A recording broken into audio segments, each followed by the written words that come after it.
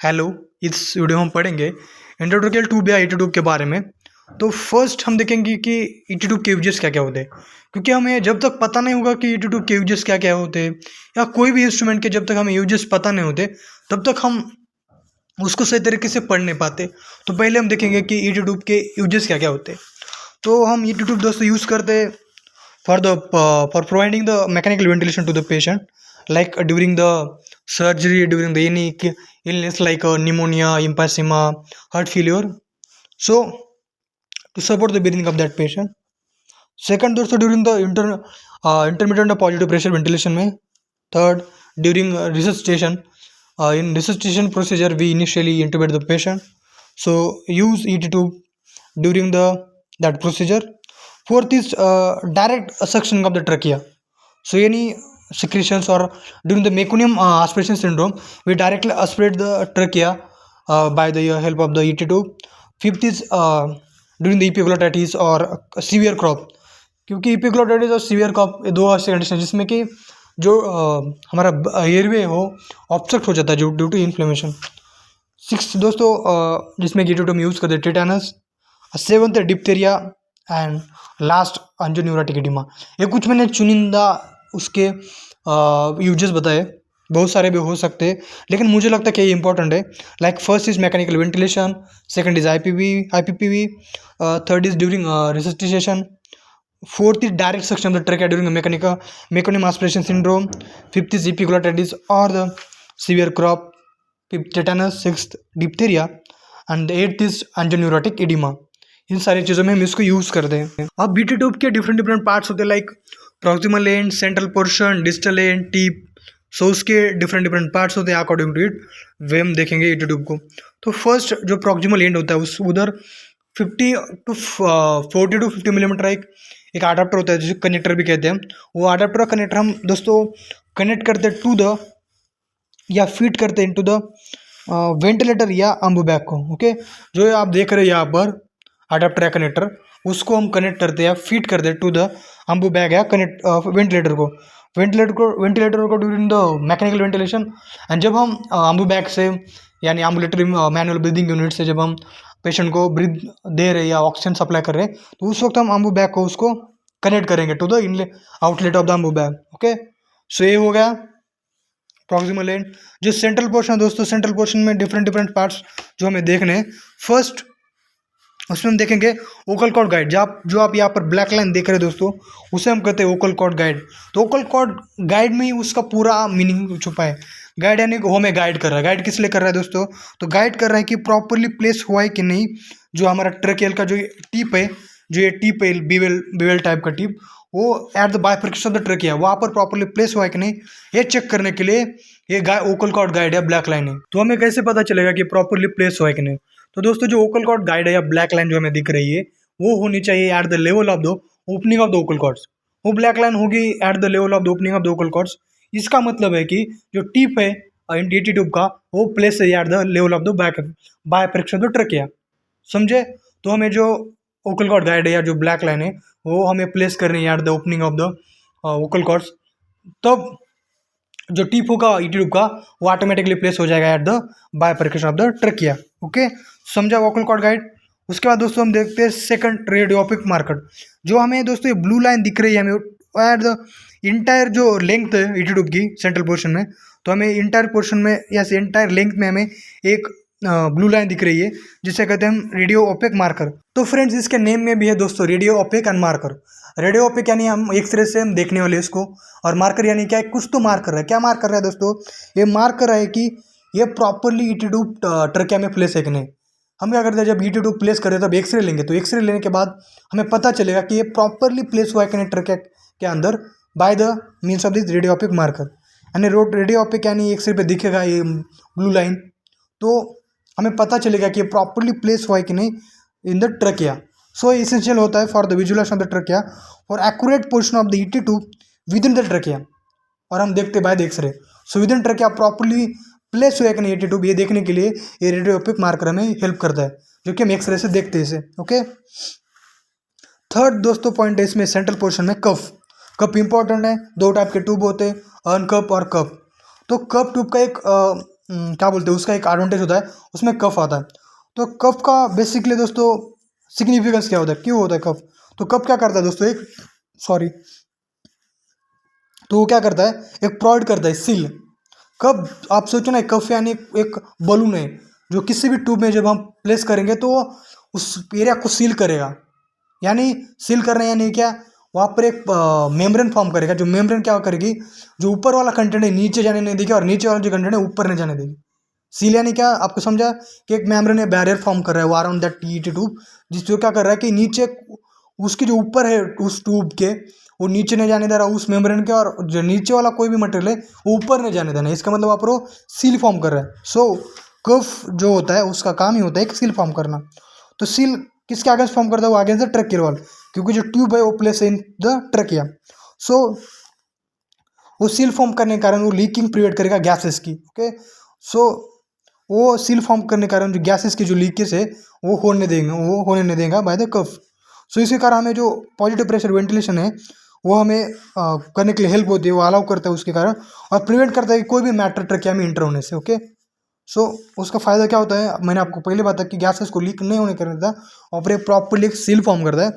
और उसके कारण क्या होता है, वहाँ पर एक पॉजिटिव प्रेशर वेंटिलेशन पेशेंट को प्रोवाइड कर सकते हैं। और सेकंड चीज़ यानी कोई भी मटेरियल ट्रैकिया में जाने से प्रिवेंट करता है। ओके, सो टू टाइप के कफ होते हैं, एक होता है low pressure high voltage high volume cuff, और दूसरा होता है high pressure low volume cuff. हम high pressure low volume cuff use करते हैं कॉमनली।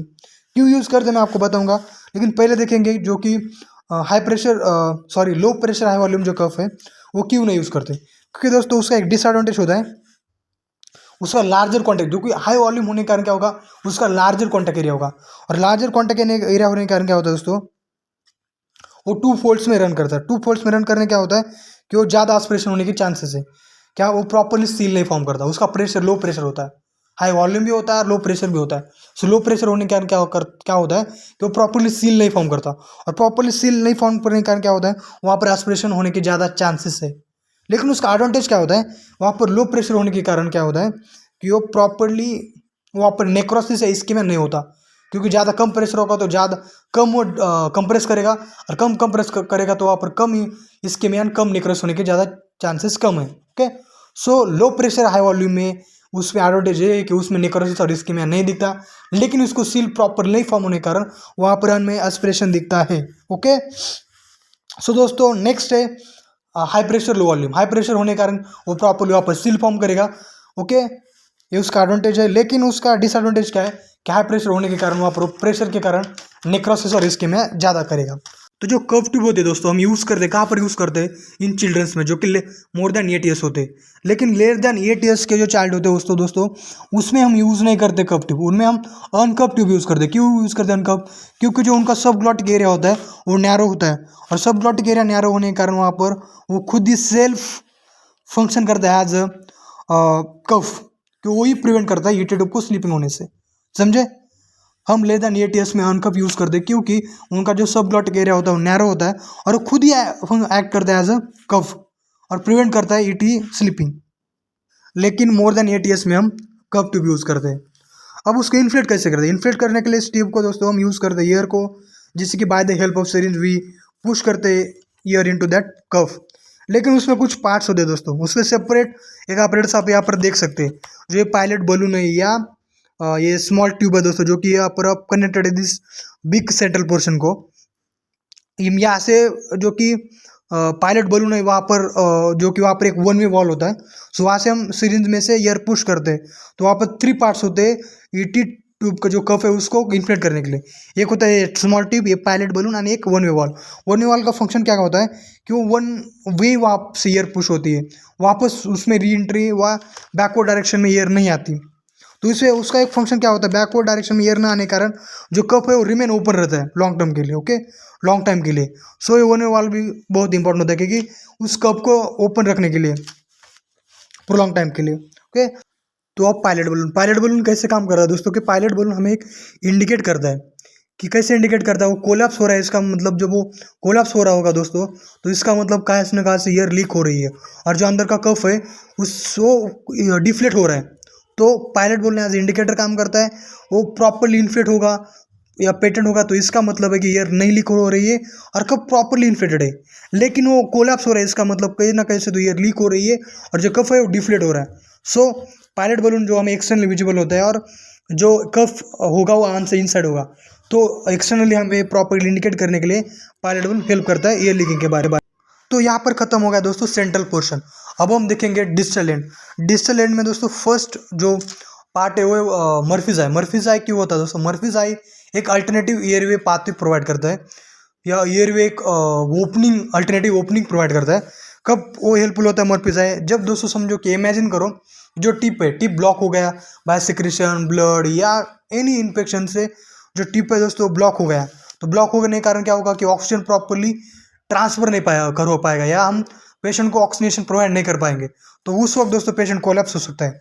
लेकिन ये मर्फीज जो आई होता है वो इमरजेंसी में एक एयरवे या ऑक्सीजन सप्लीमेंटेशन के लिए पेशेंट को एक another opening alternate airway provide करता है। Okay, like collaterals in blood vessels. Okay, so next है दोस्तों टिप। टिप कैसा होता है? एक बिवेल्ड टिप होता है। बिवेल्ड यानी एक स्लोपिंग एजेस लाइक नॉर्मली कैसे कैसे ओपनिंग हो सकती है, लाइक सर्कुलर हो सकती है, स्क्वायर हो सकती है, लेकिन यहाँ पर बिवेल्ड होते हैं। बिवेल्ड यानी कैसे, यहाँ पर देख सकते हैं स्लोपिंग एजेस है। तो स्लोपिंग एजेस दोस्तों इसमें दो टाइप है, ये लेफ्ट फेसिंग हो सकती है या राइट फेसिंग हो सकती है। तो इसका क्या सिग्निफिकेंस है? लेफ्ट फेसिंग होगी दोस्तों तो ये बेटर विजुअलाइजेशन देगी थ्रू द लैरिंगोस्कोप। सो और जब राइट से हम विजुअलाइज करेंगे थ्रू द लैरिंगोस्कोप, जो विजुअलाइजेशन होगा दोस्तों वो ऑब्स्ट्रक्ट हो जाता है, जिसके कारण हम लेफ्ट साइडेड जो या लेफ्ट फेसिंग जो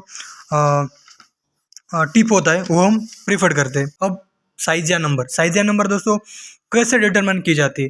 तो जो इंटरनल डायमीटर होता है दोस्तों ये ट्यूब का, वही होता है नंबर। कैसे समझो, 5 मिलीमीटर उसका इंटरनल डायमीटर है उस ट्यूब का, इसका मतलब कि वो 5 नंबर्स ये ट्यूब है। समझे? इंटरनल डायमीटर यानी उसका नंबर होता है 5 मिलीमीटर, उसका इंटरनल डायमीटर होगा तो वो 5 नंबर की ये ट्यूब होगी। उसके बाद लास्ट है दोस्तों लेंथ मार्किंग।